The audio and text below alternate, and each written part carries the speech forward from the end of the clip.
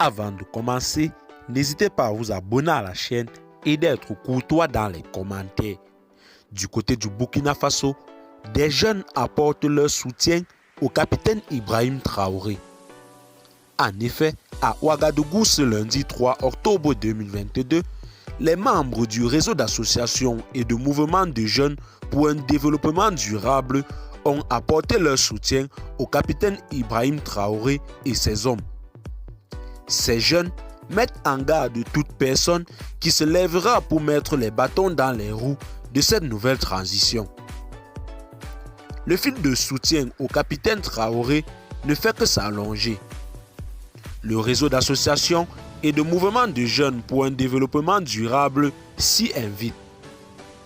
Les membres du réseau disent que quiconque essayera de s'élever contre la nouvelle transition les rencontrera sur son chemin.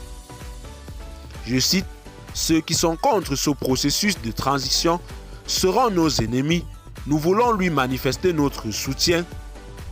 Nous voulons lui dire que nous l'accompagnons et nous voulons dire également que le pays en a souffert lourdement. Il est grand temps que nous aspirions à des changements profonds pour que des populations puissent vaquer à leurs occupations tranquillement et dans la quiétude. » Fin de citation, a laissé entendre Aboubacar Drabo, secrétaire général du réseau. Les membres de ce réseau promettent de mobiliser les jeunes dans tous les confins du pays afin qu'ils veillent au grain pour que les choses se passent bien. Je cite, « Tous ceux qui vont vouloir faire des activités contraires à ce que nous pensons, nous allons les dénoncer purement et simplement jusqu'à ce que les autorités puissent prendre des responsabilités pour traquer dans les derniers terroirs, a-t-il prévenu. Ces jeunes se disent prêts à rejoindre les rangs pour la défense de la patrie si besoin y est. Je cite, « Si le besoin se fait sentir et qu'on nous appelle, nous sommes prêts à tout moment pour sortir notre pays de cette impasse. » Fin de citation, a-t-il dit en appelant à une mobilisation des jeunes du pays autour des nouvelles autorités pour vaincre le terrorisme.